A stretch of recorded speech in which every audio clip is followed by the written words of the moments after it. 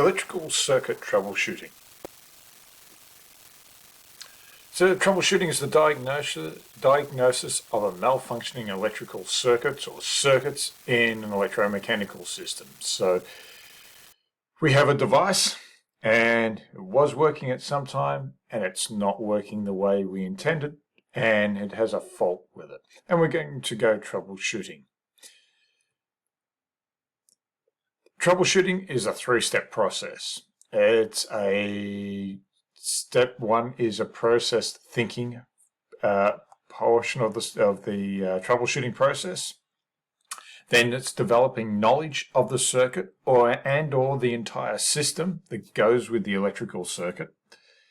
And then go around starting to do testing. We don't just jump in with our multimeter or whatever other testing device we have, start poking at things. We need to take this process. And the reason why we take this process is to save time and save money. Let me explain more in a moment. So analysis, planning, and measuring is the simple, easy way of remembering this, and the acronym is APM, Analysis, Planning, and Measuring. So what is analysis?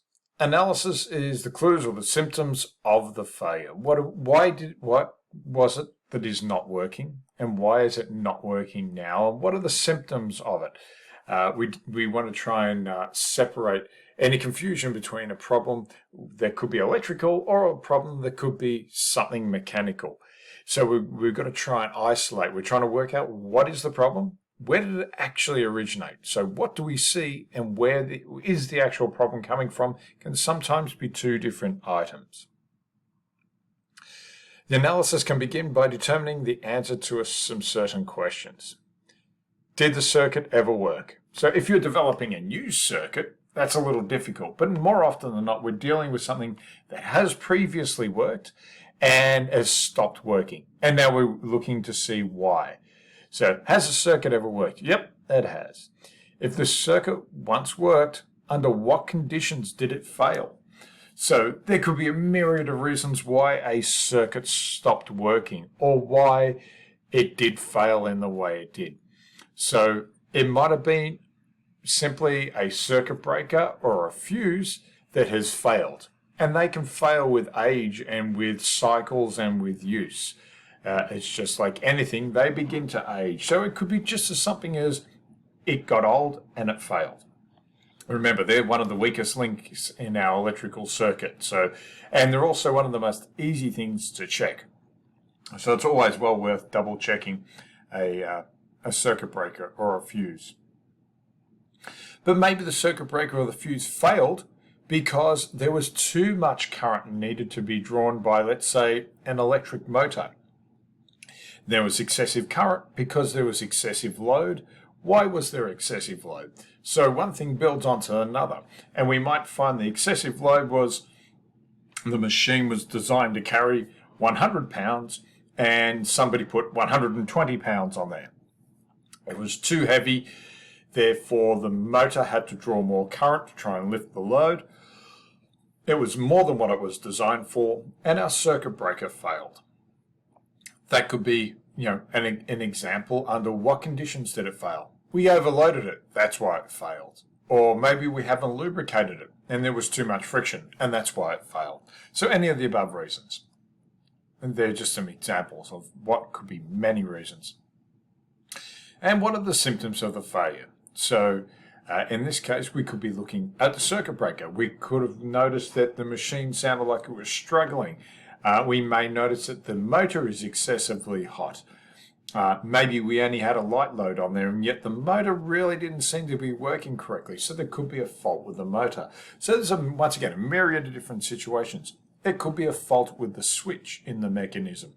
Maybe the switch is aged, or maybe the switch has got a higher resistance. A lot of these things. And you'll see some examples of this with the related videos to this topic.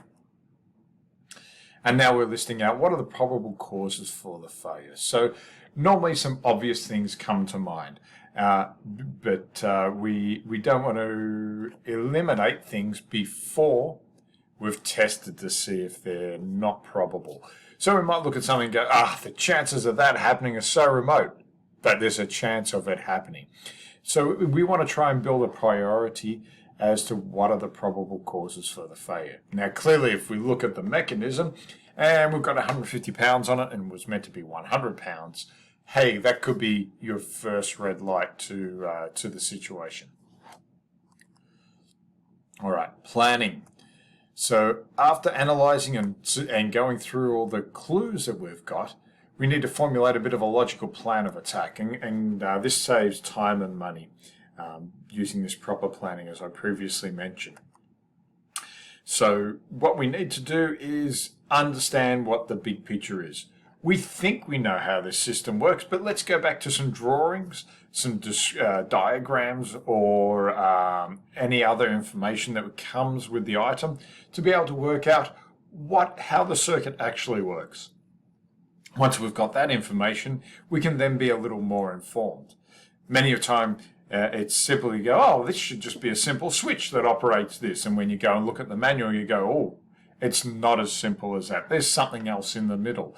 And we need to be aware of these things before we go troubleshooting down the circuit. So that's why this step is important.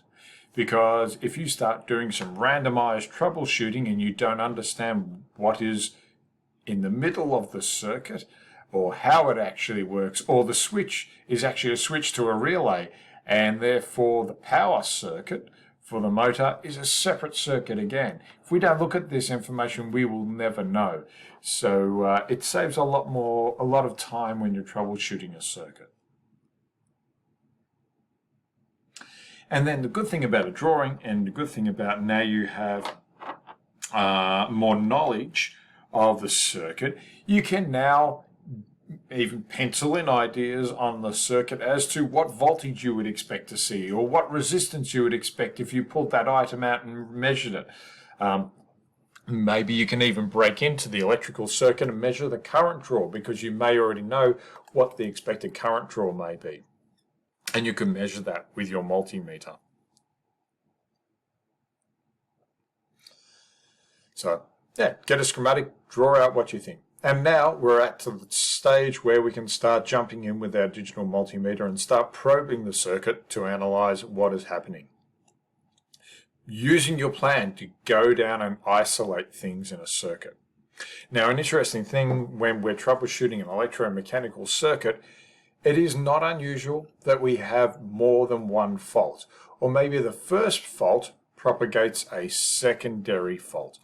So it's very easy to go working your way through a circuit. You find a problem and you go, this is it, and you go about fixing it, and then you go to run it and you'll find, it's not working, because there could be a supplementary problem. And it's not unusual in an electromechanical system. So following your troubleshooting plan all the way through may pick up both faults simultaneously, so you can correct both issues at once.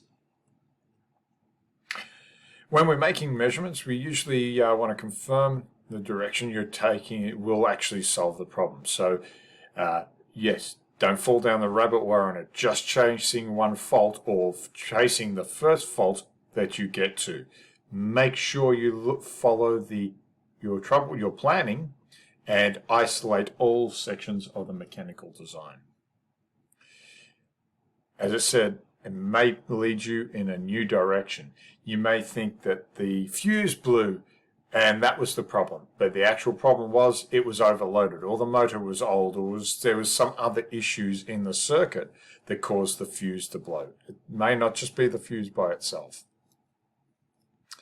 And as I say here, you may find there's an unexpected result in your troubleshooting. So let's have a look at a simple circuit here and how we go about troubleshooting this simple circuit here. So we've got a series of lights in this electrical circuit, and they're a little bit like those Christmas lights that you see. And you know, if we have one Christmas light fail, all the other Christmas lights still keep on working because it's actually wired as a parallel circuit. So we've got our lights, they did work, but now they don't. So we're going to use APM.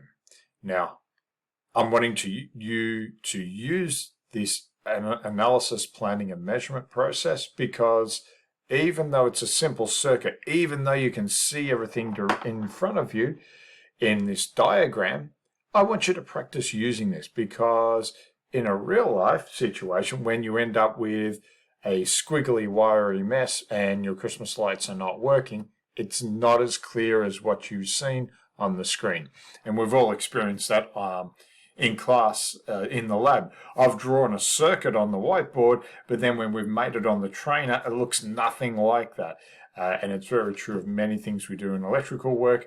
What we see in a drawing and what we experience in real life can be quite different, quite contrary to each other. So following this APM sets you up perfectly to be successful.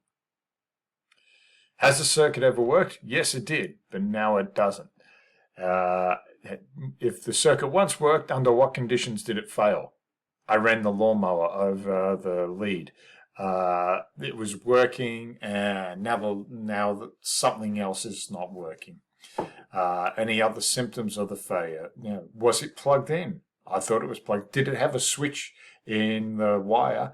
Other than being plugged in, you still needed to switch it on. What are some other probable causes of failure? And if you think about this as a bunch of Christmas lights, they could be rubbing on something and therefore the wire could chafe and break. So there's numerous things that are going on here. So that's a little bit of our analysis. Planning.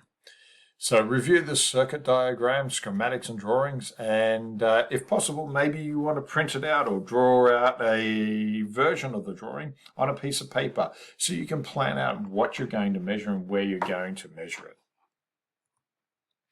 So my plan here, because these Christmas lights are actually connected in series and all the lights have gone out, it's probable that it's only one light bulb that has failed. But I'm going to go through this process looking for that one light bulb, but remember, it is possible there could be more than one light bulb that has failed in this circuit. So what I'm going to do, I'm going to measure half the circuit for resistance, and I'm going to measure in the direction of the green arrow to see if there is resistance in the circuit. Now, I don't expect it to be an open line because I've got all these light bulbs in the circuit, but I do expect to see some resistance in there. Then if this part of the circuit is good, I'm going to measure on the other side of the circuit and determine whether there is a high resistance or an open line in this portion of the circuit. And if I find it, I'm then going to further isolate that circuit. I can measure in these two sections and slowly isolate to confirm that the light bulb has failed. Now, I would continue this process all the way to the end. If I discovered that the light bulb in the first section had failed, I would still continue troubleshooting because there may be another light bulb that has failed in the circuit.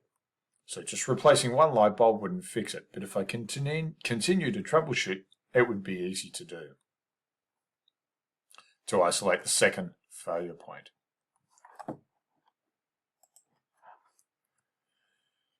So here's our circuit. We've determined that it was the one light bulb that has failed, and we have, by following our troubleshooting process, confirmed that there's no other fault in that part of the circuit. And our lights are now working. Now, the example I gave here, the lights were wired in series. In real life, they're typically wired in parallel. So if one light fails, not all the lights will go out. This is a brief video of Electro Boom doing some troubleshooting on an electrical light bulb. I'll leave this for you to watch in your own time. So the electrical fault that we've talked about so far has been what we call an open circuit. It's open, just like a switch is open. The current cannot flow. Therefore, the mechanism is not going to work. Another type of fault that you could get in electrical troubleshooting is a short circuit. And it's exactly what it sounds. It's a portion of the circuit that's being cut out. It's somebody taking a shortcut across the electrical circuit. And in this diagram here, there's some examples of two leads touching each other where they shouldn't. There's a wire clipping. This is meant to be a picture of a circuit board, but the same thing could apply in a bigger situation. There's a piece of conductive wire shorting out these two resistors, so the current will flow across through this wire and this way. Once again, remember, electrical current will always want to follow the path of least resistance.